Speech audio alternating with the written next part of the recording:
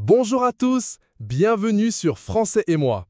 Ici, on apprend le français avec joie, simplicité et passion. Rejoignez-moi pour une aventure linguistique inoubliable.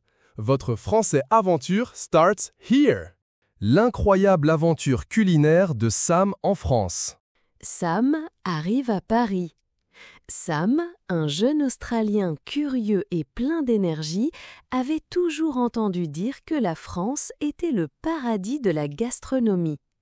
Passionné par les saveurs du monde, il décida de partir à l'aventure et de découvrir les plats les plus célèbres de ce pays mystérieux.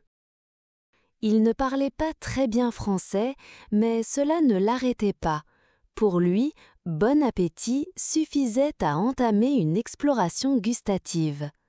Dès son arrivée à Paris, il fut émerveillé par les rues pavées, les cafés en terrasse et surtout par l'odeur du pain frais qui flottait dans l'air.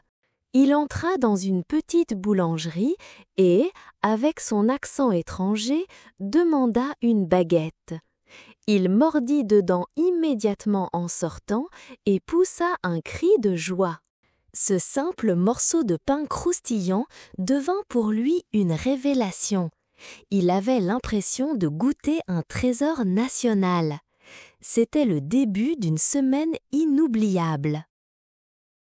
Le soir venu, Sam décida de goûter quelque chose de vraiment français. Sur le menu d'un petit restaurant, il vit écrit « Escargot de Bourgogne ». Intrigué, il se dit que cela devait être un genre de fruit de mer.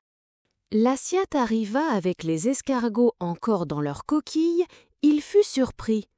Il ne savait pas comment les manger.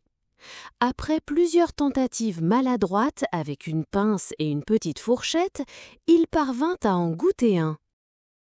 Le goût du beurre, de l'ail et des herbes était surprenant, mais absolument délicieux à sa façon. Il mangea 3 escargots avec courage, en se disant qu'il venait probablement de faire quelque chose qu'aucun de ses amis n'oserait essayer.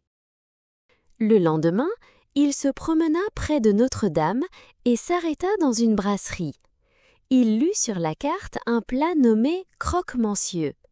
N'ayant aucune idée de ce que c'était, il l'imagina un peu comme un sandwich, peut-être un sandwich avec du crocodile. Quand le serveur lui apporta le plat, il découvrit un pain grillé garni de jambon et recouvert de fromage fondu. En croquant dedans, il fut conquis. Le mélange de pain croustillant, de jambon savoureux et de fromage fondu lui donna envie de pleurer de bonheur. Il déclara même que ce croque-monsieur valait plus que n'importe quel monument. Mais il comprit vite que certaines comparaisons culinaires n'étaient pas très diplomatiques. Le jour suivant, un peu fatigué par les longues marches, Sam entra dans un bistrot pour se réchauffer. Le temps était gris et pluvieux, parfait pour un plat chaud. Il choisit le bœuf bourguignon, un ragoût de viande mijotée au vin rouge. Lorsqu'il reçut l'assiette, il crut au départ que c'était une soupe, car la sauce était généreuse. Mais il découvrit sous la serviette sa fourchette cachée et se lança de la dégustation. Chaque morceau de viande fondait dans la bouche, chaque bouchée lui racontait une histoire. Il était ému par la profondeur de la sauce et plus encore par la tendreté de la viande. Il mangea lentement, savourant chaque instant. Une fois son assiette vide, il déclara que c'était le meilleur plat chaud qu'il ait jamais goûté. Les crêpes!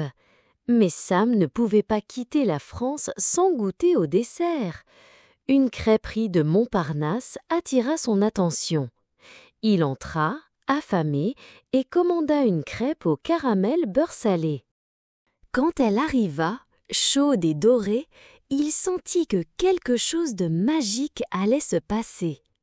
Dès la première bouchée, il sentit une explosion de douceur. Le caramel fondait dans sa bouche, la crêpe était fine et moelleuse. Il ferma les yeux pour savourer l'instant, puis en commanda une deuxième au citron et sucre.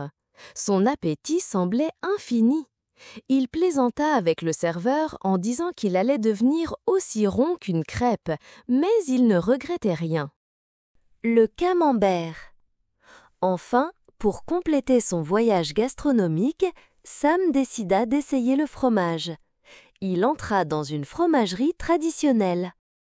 À peine avait-il franchi la porte qu'une odeur puissante lui sauta au nez. Il faillit reculer. La vendeuse lui expliqua que ces fromages étaient vivants, des trésors de la fermentation. Il choisit un camembert.